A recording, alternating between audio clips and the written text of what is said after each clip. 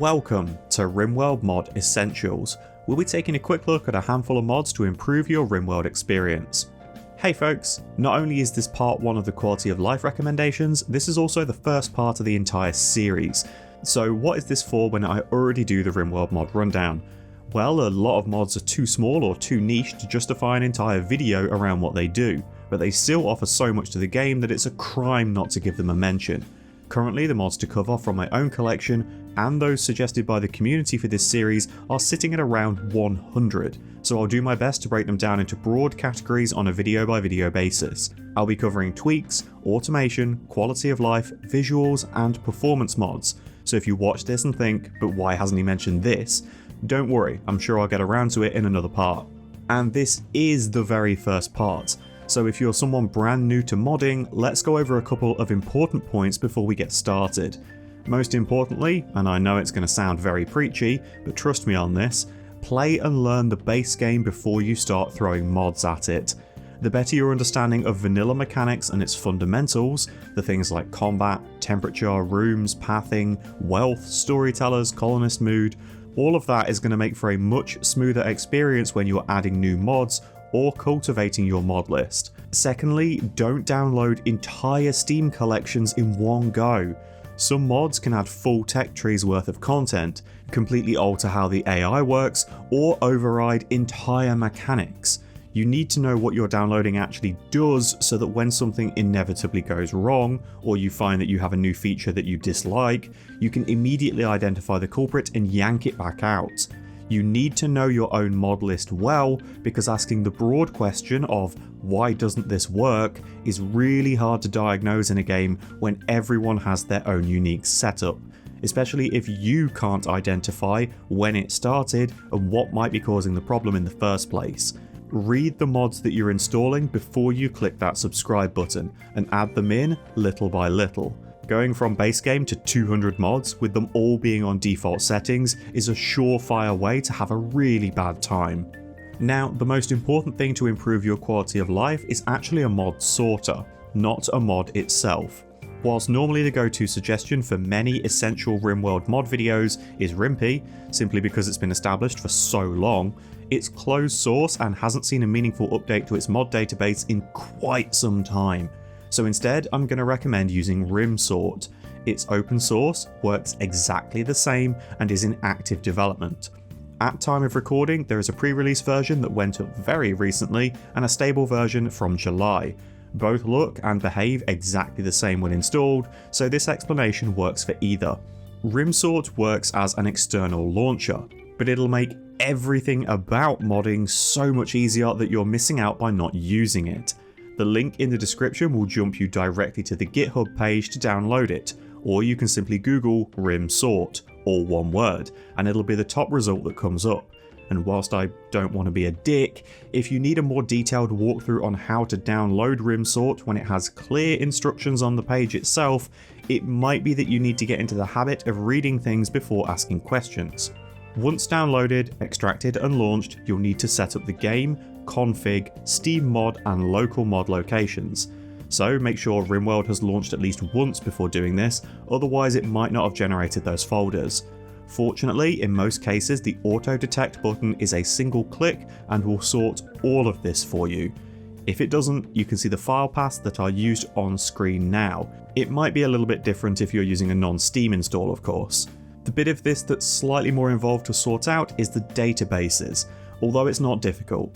If you already use Git software on your computer, you can automatically download the community rules and Steam Workshop database with just the click of a button. If you don't use it and don't want to download another program for this launcher, you can simply copy the link that is in the GitHub selection by default, paste it into a browser, manually download the JSON file, and then use the local file choice to select it manually instead. These rules databases are pretty important, as they're going to help the sort functionality of the launcher do the best job possible when organizing your load order. So I know this is all pretty tedious, but a little bit of legwork now makes everything down the line much easier. Now, you'll probably see something popping up about the Steam database being out of date. Don't panic over this. Just set the expiry to 0 in the settings and it'll disable that notification. That database isn't being updated every single day, so you don't need something constantly checking it. Compared to Rimpy, you're getting one fantastic new feature at the expense of the sort tool being a little bit less of a hand holder. The great feature is that RimSort will actually check for mod updates. It automatically downloads the latest versions of your subscribed mods without you needing to kick Steam up the arse constantly. When I first swapped from Rimpy to RimSort, there were over 30 mods that I frequently used that were still not running the latest version. It's insanely helpful in that regard. Unfortunately, it's a little bit less helpful when you use the sort button compared to what Rimpy does, which brings up a menu telling you exactly what mods are missing and allows you to tick them to add them into the active mod list. With RimSort, it'll tell you what mods are missing in that big red warning and leave it to you to add them from the inactive list on the left, or to go and find them on the workshop. As you can see with this, when I add in alpha animals, it tells me it needs Harmony and Vanilla Expanded Framework, listed as Vanilla Faction Sex Panded Core. If we add those two into the active mods and then hit sort, it will adjust the load order and remove the yellow warning signs. The last couple of bits I would advise you do is in the advanced tab of the settings page. Tick the boxes for check mod updates on refresh and enable Steam client integration, if you're using Steam of course. The second one isn't required, but it will stop a warning pop-up when you launch the game, and it allows you to use Steam overlays and such when playing. Now we just hit save and run. Boom. So all of that is a lot of extra steps over just downloading a mod and turning it on or off in game. What's the advantage? First and foremost, you can see when there are missing dependencies or load order issues, with the sort function trying its best to load mods in a way that ensures all of them are working correctly.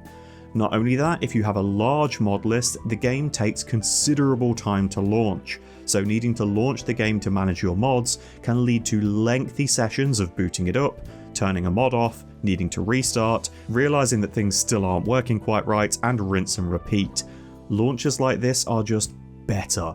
If you're going to be using more than a handful of mods, spend a little bit of time setting this up and save yourself hours of headaches in the long run. You will be needing some dependencies for the mods I'm recommending in this video too, so it's good to get into the habit of checking workshop pages for required items and downloading them alongside any new additions to your list. Okay, that was a significant section. Let's do something easier. SimpleCameraSetting. This is one of those mods that does its job better than the one that is usually recommended, Camera Plus. SimpleCameraSetting is more lightweight, it runs smoother, and it has more functionality, including a keybind that allows you to follow a colonist around, so you can sit back and relax with your coffee, watching your colony work away. You're able to configure the zoom scale, speed, distance that silhouettes appear, as well as turn off the zoom to mouse feature that, for me anyway, causes an unreal feeling of motion sickness due to the dive bomb nature of its implementation. You'll no longer feel restrained by the vanilla camera, so you can get as close to or far away from your mistakes as you would like. If we're talking about the pinnacle of mods that make things easier to do, we have to include better workbench management. This has been around for ages and is still one of the best additions for new players looking to make the game less fiddly. Vanilla workbench management is a pain, because whilst you can copy and paste builds across multiple workbenches of the same type, you can't copy and paste the instructions of one type of build to another. So you constantly have to input allowed materials, ranges, stockpiles, workers, and the crafting details. With better management, you've got features to fix that, as well as a lot more besides. You can now configure the builds for, say, making a shirt, and then copy the details across to the pants, jacket, and hat too. You can reorder builds in the workbench with a drag and drop, rather than constantly clicking up and down. You can copy builds from one table to another and paste them with a link, so that when you change the build on the original table, the changes are mirrored over. It adds a big clear button to drop produced items on the floor rather than carrying them to a stockpile, so you don't need to open individual builds to change that behaviour. You can navigate left and right with builds on the table too, instead of needing to open and close them constantly. You can rename a build if it makes it easier at a glance to see what they're for, so if you've got two orders making meals but they both use different ingredients, it's super easy to label them that way. Everything about it is just helpful. Some of the most annoying parts in Rimworld can be when you need to advance in tech or materials and you have to spend ages digging through all of your old crafting bills and amending them. This makes it so much easier just to fix one and copy paste all of the changes over as needed. On the topic of workbenches and bills, are you fed up of all the half-finished projects being scattered all around your base because 5 different people decided they wanted to make an assault rifle? You can fix this with no job authors. Now all colonists are allowed to contribute towards unfinished items, because it makes no sense that someone couldn't simply look at a half-finished project and work out what else was needed to complete it. If you had assembled half of an IKEA wardrobe, took a quick break and came back to find that your partner had purchased and started building a second wardrobe because they claimed that you were in charge of the first, you'd be rightfully confused. This is a vanilla Rimworld behaviour that really doesn't add anything to the game besides frustration. And in terms of frustration, nothing can feel more annoying than having to wait for things to be done when even speed 3 isn't quite fast enough. To fix that, you have Smart Speed. This gives you access to the Ultra Speed option that is normally hidden inside Dev mode, so instead of making speed 3 faster, you've got a button for speed 4 instead, which goes all the way past 11. Not only that, you can right-click speed buttons in the lower right whilst playing and further fine-tune them if required, giving you the option of playing at half speed if you want something that isn't quite as much of a dead stop as pause, but you do want a little bit finer control during a heated combat engagement, say, compared to the standard 1 times. You've also got some options to increase or decrease the default values of 1, 2, 3 and 4 speed settings here. Just remember though, this can't force the game to run faster than it's physically capable of handling. Turning the game up to 200 will still have it being limited by how many TPS, or ticks per second, your PC is able to handle.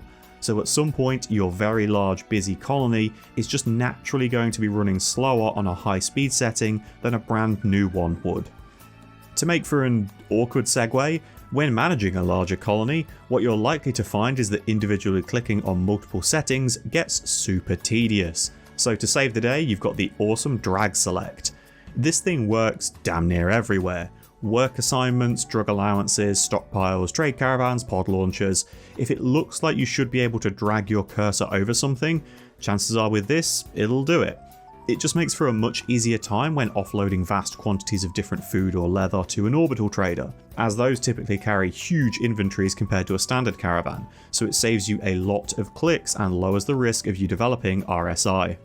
For another mod that's going to save you potentially thousands of clicks over the course of playing the game, you've got Replace Stuff. This allows you to place similar types of structure over existing ones without needing to deconstruct them first, so you can easily upgrade your starter bedrooms from wood to stone, or swap out your perimeter walls for a stronger material as needed, as well as being able to do simple things like swap a single bed to a double bed, replace a manual workbench with an electric version. That will even copy over the builds that were assigned, so you don't need to completely re-establish all of your cooking or tailoring orders, for example. You can even build directly over rock tiles and it will assign the mining work as you do so. It's extremely handy to be able to get down wooden foundations super quickly without having to worry later about deconstructing any of it if you decide you want to change it to a different material. The other thing this mod includes is over-wall coolers and vents, so you can build temperature regulation structures and keep a solid wall underneath it, meaning you no longer have an extremely vulnerable section of wall in your base that's typically targeted by raiders constantly. If you're not a fan of them, you can disable them in the mod options and go back to your vanilla versions. Of course, Replace Stuff can't fix everything about the vanilla building AI, so you have a couple of mods to pair alongside it to save you so many headaches when building either very thick walls or more complex rooms. Smarter construction will stop your colonists trapping themselves inside walls, or building walls in such a way that they can no longer reach the interior blueprint to finish them. There is now a much more methodical and thoughtful approach to which parts get finished first, with barely any impact on performance against vanilla building. If you ever found your best construction worker dying to hypothermia or starvation because they decided to construct themselves in a little marble box, this will stop it from happening again. But that doesn't quite fix every way that your builders will try and get themselves killed. What about dropping an entire roof on their heads by deconstructing all the walls first, or digging so haphazardly that an entire mountain lands smack bang on top of them? Smarter Deconstruction and Mining handles that side of logic, or rather, the lack of logic. It's a little more heavy on the settings side of things, so you can toggle things on or off as you would like, with it being able to check for roofing, cancel orders if things are considered dangerous, and even remove mountain roofs. Some may find that being able to remove overhead mounting is a little bit too strong, as in vanilla they're designed to be impenetrable. It's down to you where you fall on the balance with this mod. Personally, I like to keep mountain roofs around. They're extremely useful for defending against a drop pod raid. And the last recommendation for this part comes in for those of you who own Ideology. If you find that you enjoy playing with a fluid ideology, but dislike that high impact memes are disabled at creation, and you're only limited to just one choice when starting, all Ideoligions Are Fluid will sort this out for you. This allows you to instead create a fixed ideology that will still play like a fluid ideology when the game gets underway, so you're not limited in your choice or quantity of memes and can start out exactly as specific as you would like, and still have the option of potentially changing any presets or adding new memes down the line. This is fantastic for Reformation runs, letting you start out as a savage drugged out cult of cannibalism that over time embraces more peaceful ways and appreciates the world around them more. Or do the opposite. Spend a few years on the planet being raided by dickheads only to abandon your pacifist vegan ways and decide that worshipping fire is the solution, burning all who oppose you in a great sacrifice to the many-eyed gods that bless your colony with madness. And there you have it. One pretty involved but extremely useful launcher, and 9 much easier to understand, solid quality of life additions to your game. I'll be adding to this series and taking more suggestions as time goes on, so if you'd like to see the current suggestion list of not only essential mods but also the larger content that I plan to cover for the mod rundowns, it's available to view on my Patreon page. All of the posts there are totally free to read, and it's pinned at the very top of the page. I update it once a week or so. If you'd like to support me in producing content like this, you can do so for just £1 a month. It gets your name in the credits of videos like this, and it helps me not to die. Thanks for watching, folks. If you have any mods you'd like to see a full breakdown for, or suggestions of mods you'd like to see covered, feel free to leave them in the comments, I might get around to them. I'll be back again soon with another part for Rimworld Mod Essentials. Wherever you are in the world, enjoy the rest of your morning, afternoon or evening. Take care.